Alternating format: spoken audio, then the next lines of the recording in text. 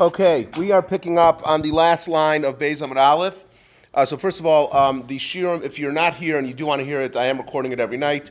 And Rabbi Silber told me that he's going to give me the password to the Dropbox to be able to access the shiurim, which he may regret that because I have a whole bunch of stuff that I want to say in public, which, that'll be a way for me to get my thoughts out there. Anyway, so I am recording it every night if you're not able to make it. We are on the last line. We had just left off. We had quoted a brisa which said that Rabbi Yehuda says that you are able to read on the 11th, 12th, and 13th. That only applies in the times when the Bnei Yisrael were living in their land, and in the times when the shluchim were able to reach, when they were all together. But nowadays, when people use the time that Purim starts to show you when Pesach is going to start, because they would count 30 days from Purim, that would be 30 days later is when Pesach would start. So nowadays, you're not able to preempt the reading to 11th, 12th, or 13th, and everyone has to read it on the 14th or the 15th. So the Gemara is now going to quote a contradiction that there is between this brisa that we just stated and the Mishnah that we're going to be quoting in a couple of blots. So again, we're on the last line of Beis Amud Aleph. So the Gemara says, Ravashi Kashale, Rabbi Yehuda, Rabbi Yehuda. Ravashi had a question on an apparent contradiction between Rabbi Yehuda, the brisa that we just quoted, and the Mishnah, which we're going to quote now, turning to Beis Amud Beis. And therefore, in order to resolve this contradiction, he said that the brisa that we just quoted is not Rabbi Yehuda, but it's his son, Rabbi Yossi Rabbi Yehuda. So what was the contradiction he has? Because Rabbi Yehuda bisman hazeh ho mistaklim ba.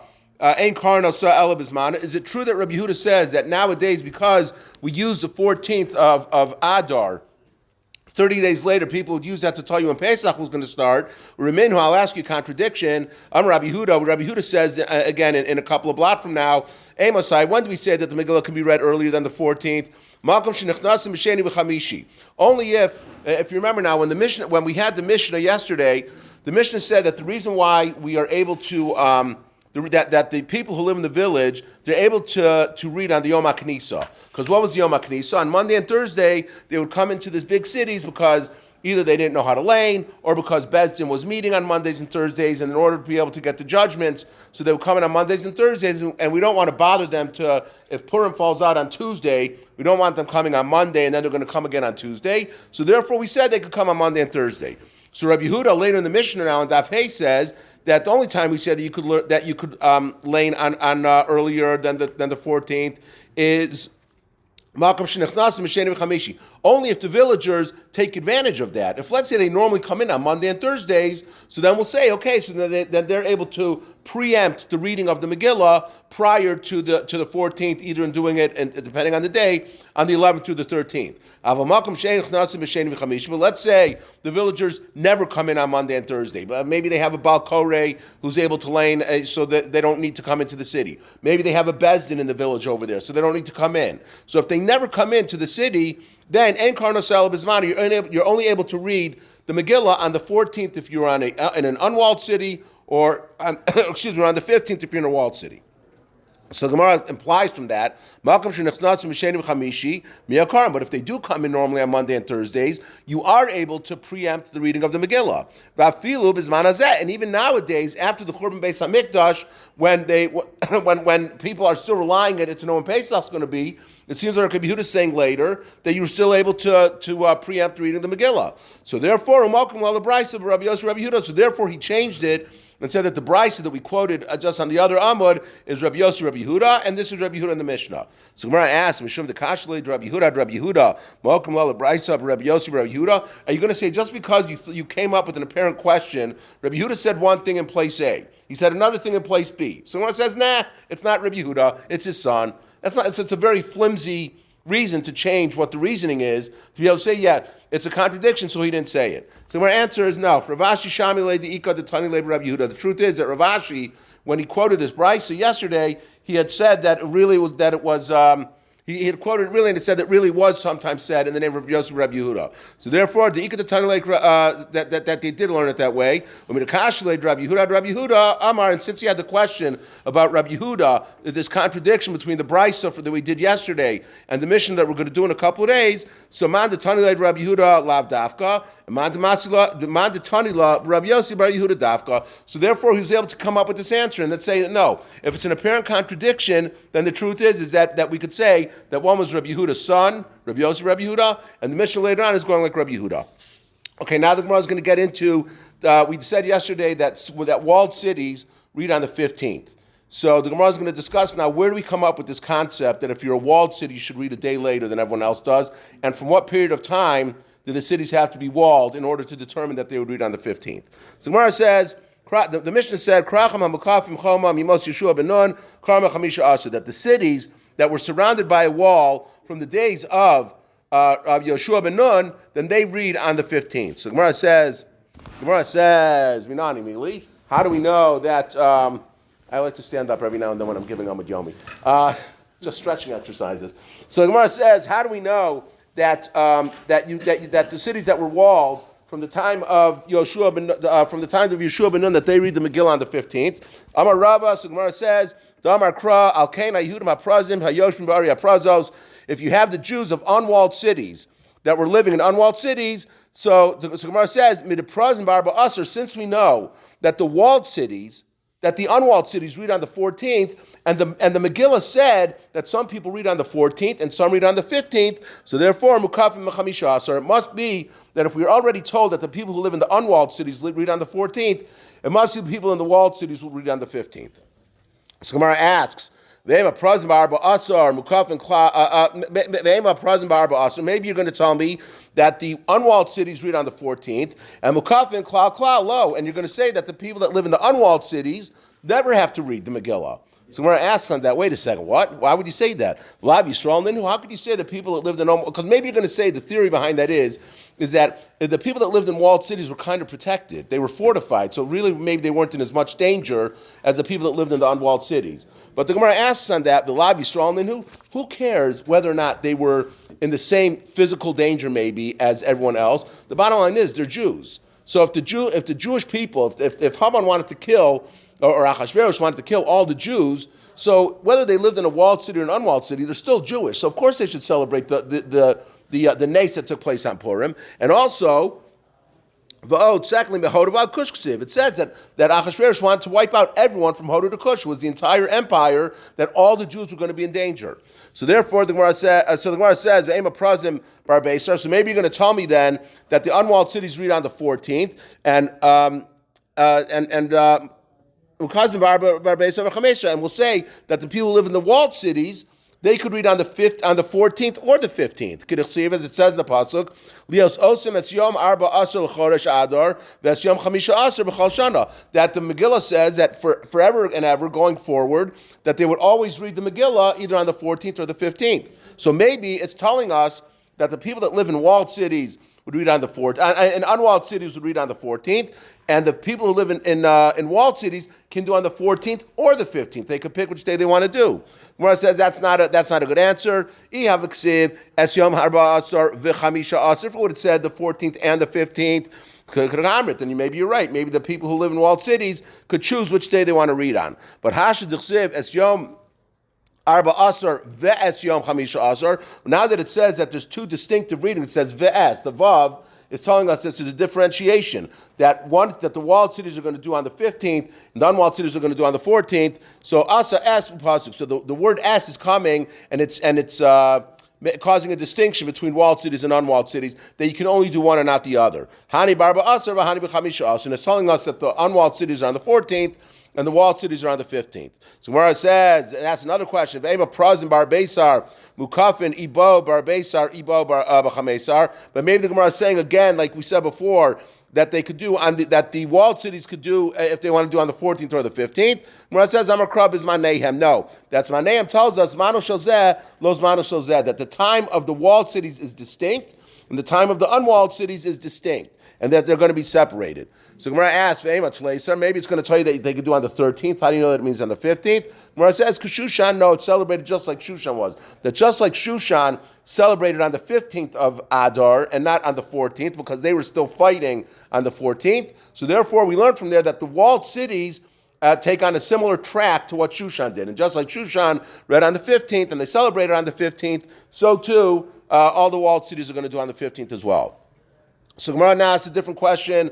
The Gemara is going to ask now. So Ashkan, I see it right now up until now, we've been discussing that the idea of the celebration of Purim, the eating, the drinking, matanos of yonim, shalach manos, all those things, we've learned that takes place, that you have the options of that the unwalled cities do it on the 14th and the walled cities do it on the 15th.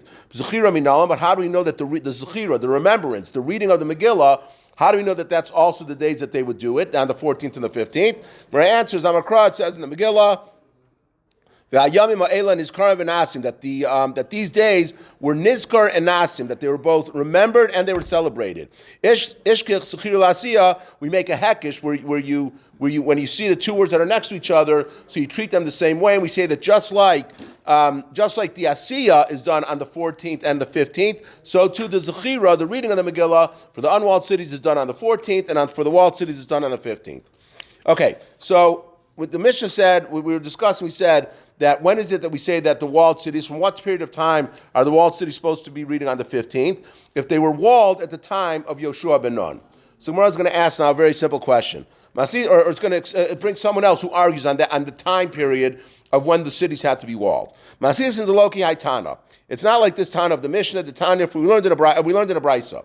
Rabbi Yeshua ben Karcha Omer, Krachan HaMukafin Chami Mos Achashverosh, that if you have a walled city that was walled at the time of Achashverosh, then they read on the 15th, unwalled cities read on the 14th, which on the face of it would seem to make a lot more sense, because the whole story of Purim took place during the time of Achashverosh. So it doesn't really make sense that we say that we're going to go back and look. If a city was walled at the time of Yeshua ben Nun, then when the story of Purim took place, much later in time, that we go back to Yeshua ben Nun. Why don't you take a look at the time that Achashverosh was in power? That should be the people that were fighting at the time of Achashverosh. It doesn't really make sense to go back to the time of Yeshua ben Nun, and that's what this Tana holds. He holds actually that you look at that. You look at the time of, and it's going to explain where he gets it. But it says that you actually look at the time, the walled cities from the time. We don't care if a city was walled or not by the days of Yoshua when he was conquering Eretz Yisrael. We take a look right now at the story at the time of Purim. That's the time that we look at to decide whether or not they read on the 14th or the 15th. My time in Rabbi Yeshua ben Karcha, what's his reason? He says, Kishushan, Ma Shushan Mukefes Choma Mimos Achashverosh. It's just like it was surrounded by wall during the time of Achashverosh. The Karma Chamisha Asr, and they read on the 15th. Avkol Mukefes Choma Mimos Achashverosh, Karma Chamisha Asr. So too, any other city that was walled at the time of Achashverosh, they're going to read on the 15th. And again, it makes no difference whether or not it was the times of Yoshua ben Nun. And just the Mefarshim explained, they say the reason why we go back to Yoshua ben Nun is because if we would only take a look at cities that were walled at the time of Achashverosh, Yerushalayim had already laid in ruins by the time the story of Purim took place. There was no fortification around the city. And it's almost like it's an embarrassment to say that Eretz Yisrael was desolate and wasn't fortified. So therefore, we go back to the time of Yeshua ben Nun. I mean, again, the Gemara is going to explain more that there's psukim that they make a hakish, but it was more like it was kind of embarrassing. We don't want to treat Eretz Yisrael poorly, so therefore that's the time period that they would look at to see, because at that time Eretz Yisrael was fortified. We don't even know if Shushan was fortified. Shushan at the time that Yeshua was conquering Eretz Yisrael, we have no idea what the walls of Shushan were at that time. Okay. My time. What's the reason that our Mishnah said that we take a look at the time from Yoshua ben Nun and Achashverosh? So when it says he makes a hakish. He makes a gzer shava. Yalef prazi. He learns the word prazi, and prazi means unwalled. So it says prazi in the Megillah, and it's going to show that it says prazi in Devarim, and he's going to make a gzer shava between the two. It says ksiv hacha al kein ahidam aprazim. It says in the Megillah that the Jews of the unwalled towns. And later, and in Devarim, Uksiv Hasam, Levad Me'are HaPrazi Harbe Me'or, besides the number of unwalled cities that they had there. Malahalan, Mimos Yeshua ben Nun, just like over there, we were looking at the time of Yeshua ben Nun, Afkan, Yoshua ben Nun. So now we're looking at the time of Yoshua ben Nun. So Bishlam Rabbi Yeshua ben Karcha lo Amar Katana Didan. So Rabbi Yeshua ben Karcha said that we look at the time of Achashverosh and not the time of Eretz Yisrael. So he didn't say like our Mishnah. Why? The less like prazi, because he doesn't have Gzeira Shava is not just like this magical thing that works, that you find one word over here and you find one word over here, they're the same words, so therefore they match up and we're going to be able to learn one from the other. Gzeira Shava, the Mefarshim explain, is the way that it works is that you actually have to have Masorah that was brought down. Like Moshe Rabbeinu had a Masorah of how we learn out, from the different ways that we learn Torah. Gzeira Shav is something that's passed down from Rebbe from the teacher to a student, going on and on for generations. So the reason why Rabbi Yeshua ben Karcha didn't learn prazi is because he did not have this Gzeira Shav. He never heard about it. So therefore, it wasn't an accepted Masorah in his book. Elatana dida, my time along with Rabbi Yeshua ben Karcha. But why doesn't he do like Rabbi Yeshua ben Karcha said? Why didn't he learn out like he sits? Gemara says, my time, what are you talking about? The Isai prazi. He had the Gzeira Shava. He was able to learn out from his Rebbe. He had a tradition that passed down. That it says prazi by the Megillah. It says prazi when it's talking about going into Eretz Yisrael to conquer it, even though that's really speaking about Moshe Rabbeinu, but since Yoshua was the one that really conquered most of Eretz Yisrael, so we attribute it to Yoshua ben Nun. So therefore, he had the Gzeira Shava. So Gemara says, Hachi Kamar. Ela Shushan, the Avda Kaman. What was Shushan following? Okay, because Shushan, remember, was different. Shushan was unwalled. So in theory, Shushan should have really been reading on what date? On the 14th. But it didn't read on the 14th, it read on the 15th. So it's not like the walled cities, and it's not like the unwalled cities. If it's an unwalled city, it should read on the 14th. If it's a walled city, it should read on the 15th, but it's not a walled city. So that was the problem that he had with it. So to him, he didn't understand this whole concept that they were reading one day later. So Amar Rava, and therefore Rava says, and some say Kadi, which some explain to me is like an anonymous person said it. Shani Shushan Hov Nasa Banes. Shushan is different than all the other cities because Shushan was where the nace took place. Okay, they were fighting, so they had to celebrate on the 15th because the whole story of Purim took place in the city of Shushan. That was the epicenter of what happened when Esther went to Achashverosh and the whole story with Haman. That all took place in Shushan. So you're right, Shushan's different, but Shushan was different for a good reason. Shushan was the place where everything took place, and that's why they read on the 15th instead of on the 14th. So Gemara says, Bishlama Tana Didan, according to our Tana, Hanu Dichsiv Medina V'ir, which is written in the Megillah, to tell you, Medina l'chalik ben Mukaf and Choma, Yosef Yeshua ben Nun, l'Mukaf and Choma, Yosef Achashverosh. It's coming to differentiate between, as we said, whether these cities were walled at the time of Yoshua ben Nun, or whether they were walled at the times of Achashverosh. And Ir Nami, and Ir also, the reason why it says it twice, there's also not extra l'chalik ben Shushan l'Tzara Yeros, to differentiate between, as we just said, Shushan is different than other cities. Shushan would read on the 15th, even though it was unwalled. Other cities that were unwalled would read on the 14th. Elul Rabbi Yeshua ben Karcha, Bishlam Medina. So it says Medina in the Megillah, l'chalik ben Mukaf and Choma, Yimos Achashverosh, Shishem Mukaf and Choma, to differentiate between whether or not it was walled at the time of Achashverosh. What's the double thing of ir coming to tell us? It's superfluous. There's no reason to say it. When it says, and with this we're going to finish for tonight. Any better according to our Tana, even the Islay prazi. Once he learns out from the Gzeira Shava of prazi, it says prazi in the Megillah, and it says prazi in Devarim, which is talking about unwalled cities. So we learn that you go back to the time of Yoshua ben Nun, Medina Lamali. What do you need to have Medina for? Ella Kra L'drashahu of us. It's coming for a different reason. Rabbi Yeshua ben Levi who does. It's coming for Rabbi Yeshua ben Levi says. Rabbi Yeshua ben Levi. Krach v'chala samachlo, which we're going to get into this more on, I think, Monday night. If you have a city, a walled city, and everything that's close to it, v'chala nira imo, and anything that is seen with it, meaning that if you're standing within the walled city and you're able to look out and you're able to see these areas that are unwalled, so nidon kikrach, they are treated as a walled city. So you can be living in a unwalled city. But if you're close enough proximity to be able to see the walls, that the walled city can see you, then that's going to be considered that you would also read on the 15th and not on the 14th. And the Gemara finishes by saying, Ad Kama, how far away, because it says anything that's close to it. Ad Kama, how far away can an unwalled city be from the walled city and still be able to consider that it would read with the walled city. Rav Yirmiyah v'Item Rav Chia Barabba Kichamson L'Tveria, which Kichamson L'Tveria Mill, which the I'm sorry, I read that wrong. Rav Yirmiyah v'Item Rav Chia Barabba K'Mechamsa L'Tveria Mill, from the difference between Chamsa and Tveria, which is approximately a mil, which is 7/10 of a mile. So Gemara says, "V'leima mil." So why don't you just say that the difference, that the space that you are able to be away from a walled city is a mil?